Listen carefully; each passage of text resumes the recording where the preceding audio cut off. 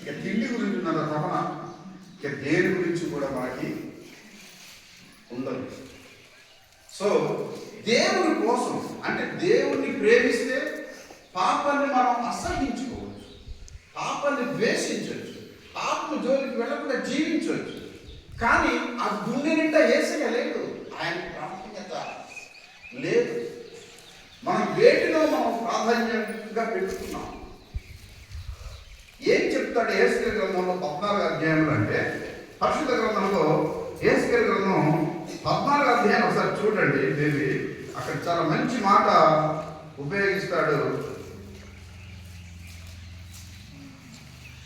చూడండి 4వ అధ్యాయం, యెహెజ్కేలు గ్రంథం 14వ అధ్యాయం 4వ వచనం చదువుతున్నాను.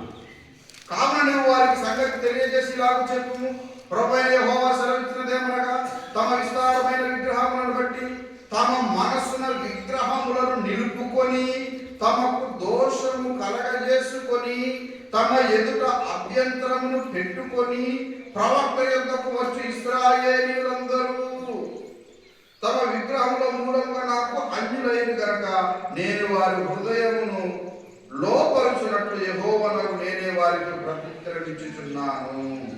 వారు ఎక్కడ పెట్టుకున్నటువంటి విగ్రహాలు? మనసున, హృదయం లోపల. ఇక్కడ విగ్రహం అంటే దయచేసి అన్యదేవతలను మాత్రమే అనుకోకండి. కొందరికి తిండే పెద్ద విగ్రహం.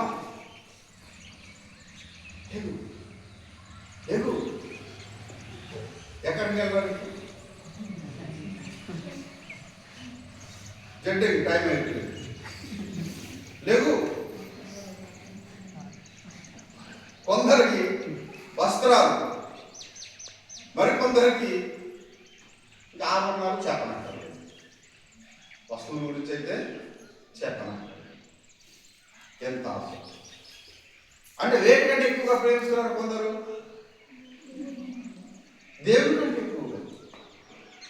మన చేతిలో బైబిల్ లేకపోయినా మన మనసులో మేకప్ కిట్ మాత్రం ఉండాలి. లిప్టిక్ మర్చిపోకూడదు, గోల్డ్ మర్చిపోకూడదు, ఐబ్రోస్ మర్చిపోకూడదు.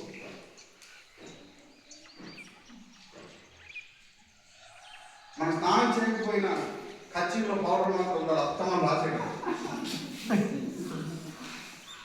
నిజంగా కొంత అంటే జస్ట్ ఇతపరచడం కోసం కాదు. కానీ ఇక దేవుణ్ణి మాత్రం ఇవన్నీ జ్ఞాపకం ఉంటాయి. భౌతికమైనవన్నీ మనకు చాలా చాలా చాలా జ్ఞాపకం ఉంటాయి.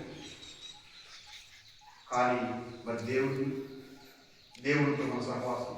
సో నువ్వు పాపాన్ని ద్వేషించాలంటే నీ గుండె నిండా దేవుడి ప్రేమను నింపుకో. దేవుడిని ప్రేమించే విషయాలు ఆయన కోసం నీ హృదయాన్ని నింపబడితే ఎంత గొప్పగా ఉంటుందో, ఎంత అద్భుతంగా ఉంటుందో ఆ జీవితంలో.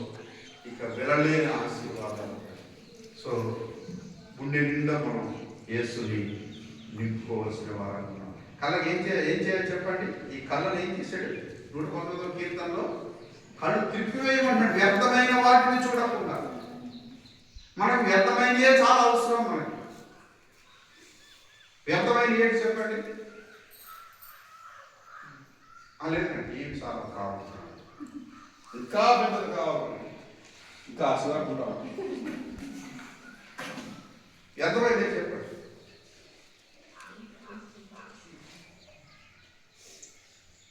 మనకు అది చాలా ప్రాముఖ్యం. బ్యాలెన్స్ అయిపోతే ఇమీడియట్గా బ్యాలెన్స్ పడుకోవాలి. తిండి దిగదు. నేను చాలా సంవత్సరాలు చూస్తాను. మన సామ్యాల వర్ణం ఇది ఎక్కడికి వచ్చింది, ఏం జరిగింది, ఏం మాట్లాడుతున్నారు, నాకు అర్థం అవ్వలేదు చాలాసేపు. అప్పుడు ఆ పక్క మధ్యలో కరెంట్ పోయింది. సీరియల్ గురించి అడుగుతుంది బుద్ధి. దానికి ఎప్పుడు ప్రార్థన గొడవ లేదు కానీ దేవుడు అన్న గొడవ లేదు కానీ రాత్రి మధ్యలో ఆగిపోయింది. సీరియల్ మధ్యలో కరెంట్ పోయిందని పొద్దులో వచ్చి సీరియస్ అడిగిస్తుందంటే ఏం జరిగింది? అది ఇంపార్టెంట్. మనం ఎక్కడో అగ్నిపర్వతం మొదలైపోయి ఊరు మూసుకోపోతుంది అన్నా కూడా ఆ విషయాలు మనకు అవసరం లేదు. కానీ చూసారండి ఎంత టెలివిజన్కి ఎడిక్ట్ అయిపోయారు, టీవీలకు ఎడిక్ట్ అయిపోయారు. వ్యర్థమైన అవే అవేనా రోజు గుడ్లు పెడతాయి, నీకు డబ్బులు వస్తాయా? మన జేబు కాల్ చేసి అవన్నీ కూడా వ్యర్థంగా సమయాన్ని వెళ్ళగొచ్చడం, వ్యర్థంగా కాలం గడపటం, కాసేపు మనం ప్రార్థించుకునే సమయాన్ని దొంగిలించేస్తుంది అది. అయినా కానీ దానికి డబ్బులు పెట్టి మరి కొనుక్కుంటున్నాము. సో చాలా జాగ్రత్త. మన హృదయంలో క్రీస్తుని కనుక అపొస్తలుడైన పౌలు ఆ యొక్క రోమ సంఘానికి చెప్పినట్లుగా మన హృదయంలో ఉంటే క్రీస్తు ప్రేమ నుంచి మనం ఎవరు కూడా ఎవరు మనల్ని ఎడబాపడం అసాధ్యం. మరొక వచనం చూద్దాం. 101వ కీర్తనలో 3వ వచనం చదువుతున్నాం. 101వ కీర్తన 3వ వచనం చదవండి. నా కన్నుల ఎదుట నేను ఏ దుష్కార్యమును ఉంచుకొనను. భక్తి మార్గము తొలగిన వారి క్రియలు నాకు అసహ్యములు, అవి నాకు చాలని. నా కన్నుల ఎదుట నేను ఏ దుష్కార్యమును ఉంచుకొనను. మీ స్టేటస్ చెప్తున్నాయి. ఈ స్టేటస్ ఏముంటున్నాయి? ఎప్పుడైనా వాక్యం ఉంటుందేమో అంటే ఒకసారి క్రికెట్ గురించి పెడతారు. అది వాడడం అవసరం. క్రికెట్ కూడు గుడ్డలేని పనులు లేదా బేమానందం కోరు పెడతాడు. రుద్రబాబు పెట్టకని చెప్పినా తెలిసిపోద్ది. మీ మొబైల్ ఇస్తే మీ జాతకం తెలిసిపోద్ది. ఒకసారి నేను అలాగా నెట్ ఆన్ చేసి మీరు ఏమి ఎక్కువగా చూసారో అక్కడ చెప్పేస్తా, మొత్తం మీ జాతకం అంతా.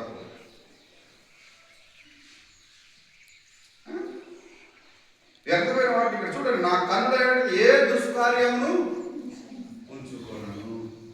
మన చుట్టాలు కాదు, మన పట్టాలు కాదు, మన బంధువులు కాదు, వాళ్ళ ఫోటోలు మనకి ఇక్కడ స్క్రీన్లో, మన ఫోన్ స్క్రీన్ కడవాలి. చెప్పండి, ఎవరో నీ కూతురైనా బాగుంది, నీ కొడుకైనా బాగు, నాకంటే నీ బావ అయినా, లేకపోతే మీ అంత అత్తమ్మాలంటే అసలే పడదు, బావాలంటే అసలే పడదు. మనకు ఎవరు పడతారు? డిప్యూటీ సీఎం గారు తాలూకా ఒకటి అంటే కట్టు దిగుతుంది అన్నమాట. పిచ్చో చెప్పలేదు. సో ఇది మనం అంటే ఎట్లాగా మనం పాపం చేయకుండా ఉండొచ్చు అంటే అసలు వాటిని మనం ఎదురుకుండా పెట్టుకోకూడదు. నువ్వు అది ఎదురుకుండా పెట్టుకున్నావు అంటే అది నిన్ను ప్రేరేపిస్తుందని అర్థం. దాని ప్రభావం నీ మీద ఉందని అర్థం. నీవు దాని ఇన్ఫ్లుయెన్స్కి నువ్వు పడిపోతున్నావు అని అర్థం. ఏదైతే దేవుడికి ఇష్టం లేని కార్యాలను ఎదురుకుండా పెట్టుకుంటున్నావో నువ్వు ఆటోమేటిక్గా ప్రభావితం అవుతున్నావు, అది నిన్ను ప్రేరేపిస్తుంది అని అర్థం.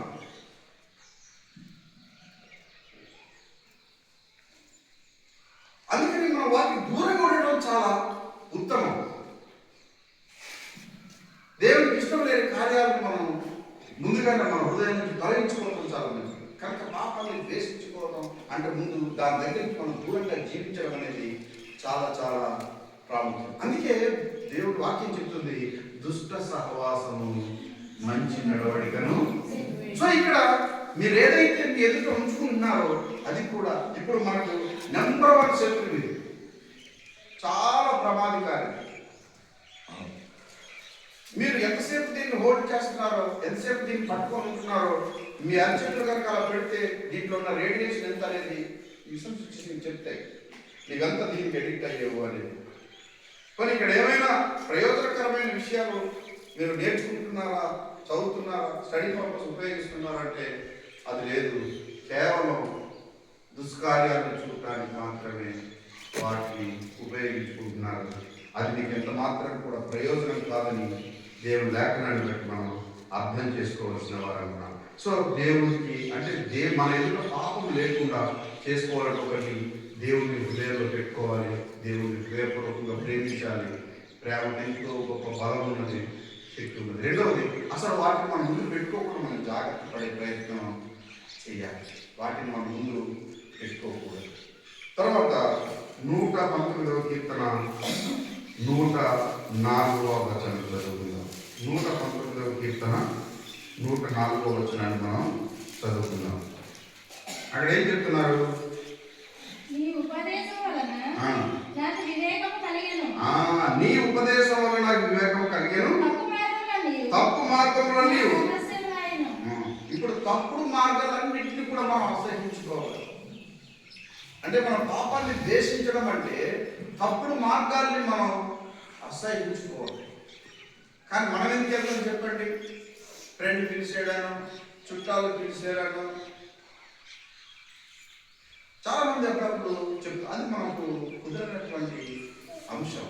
కొన్ని చోట్లకి మనం వెళ్ళకూడదు, కొన్ని ప్రదేశాలు, కొన్ని మార్గాల్లోకి మనం ప్రయాణం చేయకూడదు.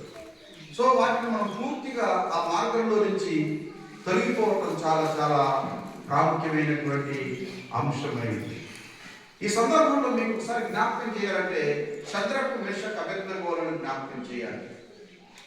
శద్రకు మెషక్ అబేద్నెగోలకు ఒక గొప్ప పరీక్ష వచ్చింది దానియేలు గ్రంథంలో. ఏంటి ఆ పరీక్ష? ఇదిగో రాజుగారు ఒక పెద్ద విగ్రహాన్ని చేయించాడు. ఆ విగ్రహానికి వీరులు వాయించేటప్పుడు, వాయిద్యాలు వాయించేటప్పుడు అందరూ సాగిలపడి దానికి నమస్కారం చేయాలి. కానీ ఒక ముగ్గురు యవనస్తులు మాత్రం సాగిలపడి నమస్కారం చేయటం లేదు. ఈ కంప్లైంట్ రాజు దగ్గరికి వెళ్ళింది. రాజుగారు ఆ కంప్లైంట్ చూసి వారు ఉంటుండగా మరలా ఒక్కసారి వాయిద్యాలు వాయించారు, అవన్నీ కూడా చేశారు. మోకరిల్లంటే మోకరిల్లలేదు.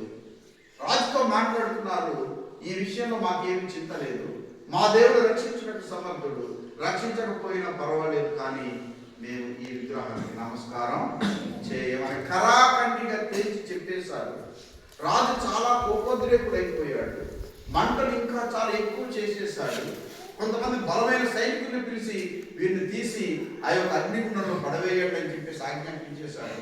అగ్నిగుండంలోకి వెళ్ళిపోవడానికి కూడా చాలా సంతోషంగా వాళ్ళు వెళ్ళిపోయారు. కానీ ఎంత మాత్రం కూడా వారు దేవుని మార్గంలో నుంచి తొలగిపోలేదు, విధేయత చూపలేదు. కొన్నిసార్లు మనం చెప్తాం కాసేపు నటించవచ్చు కదా అని. వాళ్ళకి నటన రాదు, చేత కాదు. మన జీవితం ప్రతిరోజు నటన జీవితమే అయిపోతుంది. నటించడం చేత కాదు. నటించడం చేత కాకే వాళ్ళు రాజుకి చాలా ధైర్యంగా సమాధానం చెప్పారు. ఆ యొక్క అగ్నిగుండంలో వేయబడ్డారు. దేవుడు వారికి ఆశ్చర్యంగా కాపాడి ఆ అగ్నిగుండంలో నుంచి వారిని దేవుడు రక్షించారు. చాలా జాగ్రత్త.